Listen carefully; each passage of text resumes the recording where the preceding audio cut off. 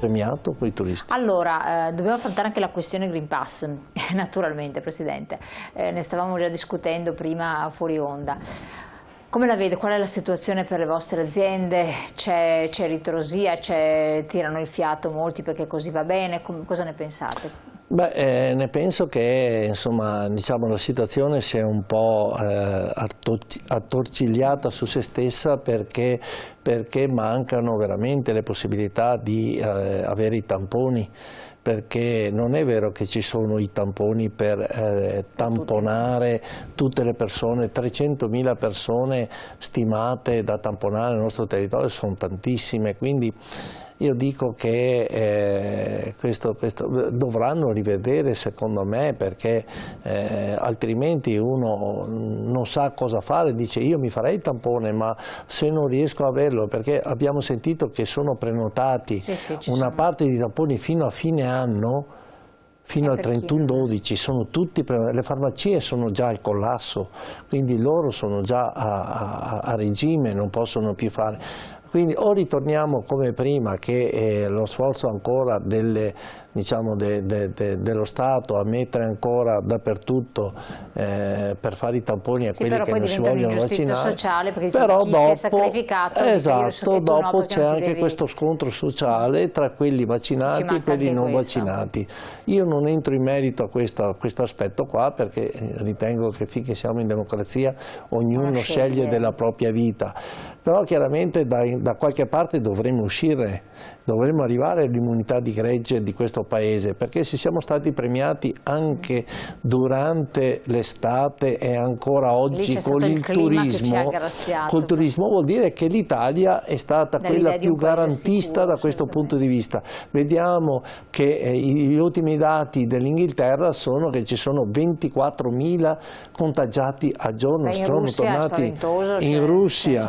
Ecco, noi abbiamo il problema delle badanti, anche quelle che vengono dai paesi all'est che non si vogliono vaccinare assolutamente. L'Est Europa è molto restio. Molto restio, forse avranno ancora dei retropensieri durante...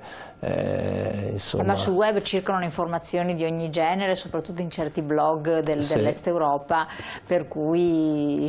Hanno paura, hanno tanta paura perché non sanno, però io vado a ritroso e dico va bene, io ho fatto il militare, ma quando mi sono vaccinato, che era obbligatorio, io non so cosa mi hanno iniettato dentro. So che per 3-4 anni non ho più preso neanche un raffreddore e quindi ho capito, se il sistema impone queste cose qua, io personalmente, questa è la mia opinione, ho detto va bene, se questo è il sistema andiamo avanti, insomma, no?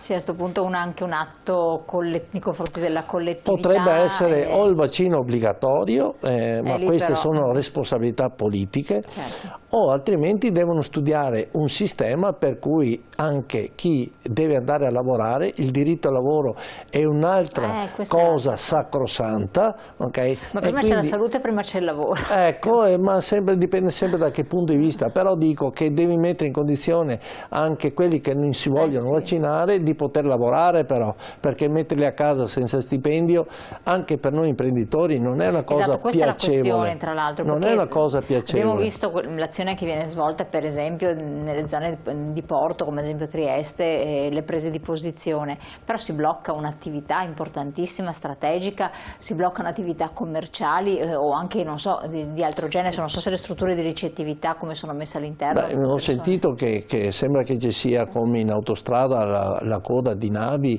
che sono ferme, quindi le navi dirottano in altri porti e dopo è un attimo che magari trovi il porto più furbetto, tra virgolette, che riesce a incappararsi un flusso di navi importanti. Quindi anche in questi ambiti qua dobbiamo stare molto attenti, perché altrimenti dopo ne va una conseguenza a tutto quello che è il nord Italia. I porti sono per noi fondamentali, sono importantissimi. Ripeto, non voglio assolutamente assolutamente discutere perché fanno questo tipo di azione, perché lo sanno quelli che sono là a manifestare, che è un diritto sacrosanto costituzionale, però io dico che certe scelte devono essere ben ponderate. Se tu blocchi un'autostrada sai che blocchi un paese da nord a sud e quindi crei delle grossissime difficoltà. Bloccando i porti è la stessa identica cosa. Ecco, per quel che riguarda il settore turistico è importante comunque questa iniziativa sui vaccini obbligatori, cioè dà maggiori garanzie, oppure gli operatori del settore non sono così soddisfatti? Noi vediamo che è stata la prima cosa che noi come diciamo, mondo del turismo abbiamo messo subito in atto, quindi quello di dire vieni da noi in Italia e sei sicuro, perché abbiamo tutti i nostri dipendenti vaccinati, perché ti offriamo diciamo, un servizio igienizzante, siamo molto attenti e questo ci ha premiato molto. Adesso al di là di tutto non so cosa potrà essere il nuovo strumento da mettere in atto, però qualcosa deve essere fatto. Allora una domanda rivolta a lei: se il vaccino è così sicuro, perché lo Stato non lo rende obbligatorio? Un motivo ci sarà.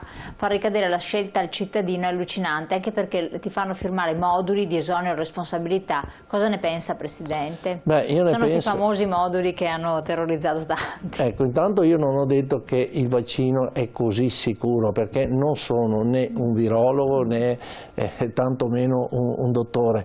Io dico che la gran parte degli italiani si sono vaccinati, è lo Stato che deve prendersi la responsabilità di queste azioni, non certo noi. Noi in questo caso siamo quelli che subiamo le decisioni del governo e dopo siamo in democrazia, per fortuna ognuno sceglie quello che è più, insomma, secondo lui più corretto fare.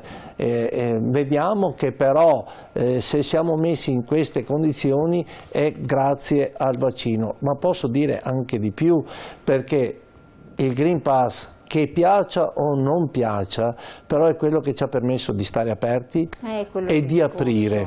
Io guardo dal punto di vista proprio di imprenditore oggi, i ristoranti, ma anche le discoteche che hanno aperto 8 giorni fa, e quindi questo è stato il motivo per cui i teatri, i cinema, abbiamo potuto andare a teatro, al cinema, lo so. È diciamo quasi un'obbligatorietà che ti mette in difficoltà, lo capisco, però se questo permette al Paese di andare avanti, noi insomma da questo punto di vista diciamo beh vabbè, è un grande sacrificio, però se dobbiamo farlo lo facciamo. Insomma. Sono ripresi anche gli eventi, in modo importante alcune città si sono riscoperte estremamente attrattive, proprio di questi giorni Venezia ha avuto un rimbalzo stratosferico, ma anche tante altre location del Veneto sono già state prenotate per eventi, per matrimoni, per cose significative. Questo potrebbe rilanciare tanti indotti collaterali, no, dell'economia.